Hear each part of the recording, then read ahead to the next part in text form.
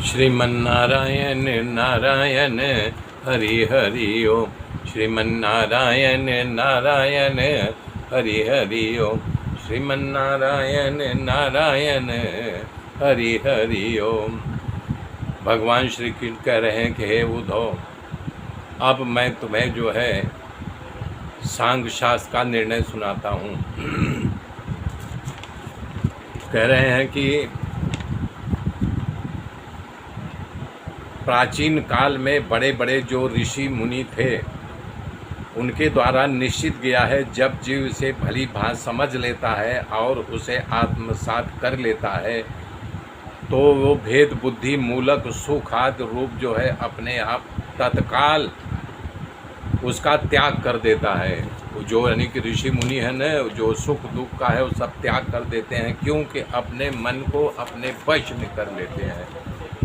जिसका मन अपने वश में है, बता रहे युगे से पूर्व जब प्रलय काल आया था तो सत्य युग में जब कभी मनुष्य विवेकवान होते थे, सारे मनुष्य ऐसे ही, कोई जो दुर्भागी होता था विवेकवान नहीं होता था, बाकी प्रायः विवेकवान हुआ करते थे सतयुग में। ऐसी जब अवस्था आती थी, ऐसी अवस्था तो वो दृष्टा और दृश्य जगत तथा विकल्प शून्य, किसी प्रकार के भेदभाव से रहित केवल ब्रह्म ही होते थे। वो ब्रह्मवादी होते थे, एको हम दोस्ती हो नाती, केवल ब्रह्म ही है, बाकी कुछ नहीं है।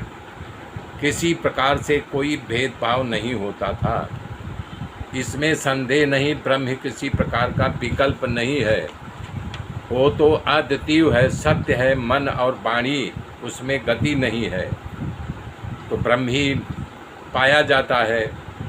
वो प्रतिबिंबित, जैसे छाया आईने में देखो या पानी में अपनी छाया, वैसे मात्र प्रतिबिंब के रूप में दिखाई देता था।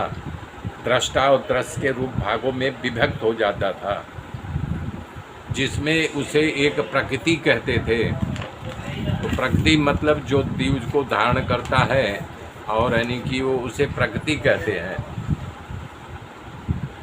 वाणी और गति नहीं है, ब्रह्म ही माया है, और उसमें प्रतिबिंबित जीव के रूप में दृष्टा और दृष्टा के रूप में दो भागों में विभक्त होता है, उसे एक प्रकृति कहते हैं।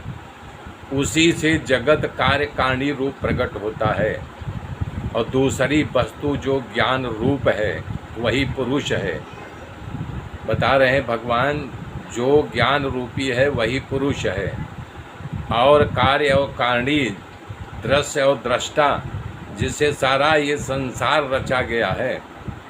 हे उद्धव जी, बता रहे हैं कि मैंने ही जीवों को शुभ और अशुभ कर्मों के अनुसार, जिसको पाप पुण्य कह लो, शुभ या अशुभ कह लो, उनके कर्मों के अनुसार मैंने एक बांध रखा है, जिसमें हमारे उसमें प्रकृति में तीन रूप दिखाई देते हैं, सत्य रज और तम।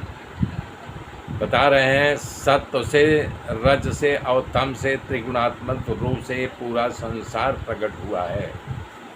हे उद्धव, बता रहे हैं कि जब सत्य गुण प्रकट होता है तो वो रचना करते हैं, और रज गुण से पालन पोषण करते हैं, तम गुण से संसार का प्रलय करते हैं। इस तीन गुणों से मैं पूरा संसार बांध के रख दिया था, वो मैं ही हूँ। हे उद्धव, जो इस मेरे रचना को समझ ले वो समझो मुक्त हो गया है। मेरे मित्रों, आगे की गाथा कल जोड़ूंगा, मेरे साथ बने रहिए। तब तक के लिए जय श्री राम, जय श्री राम।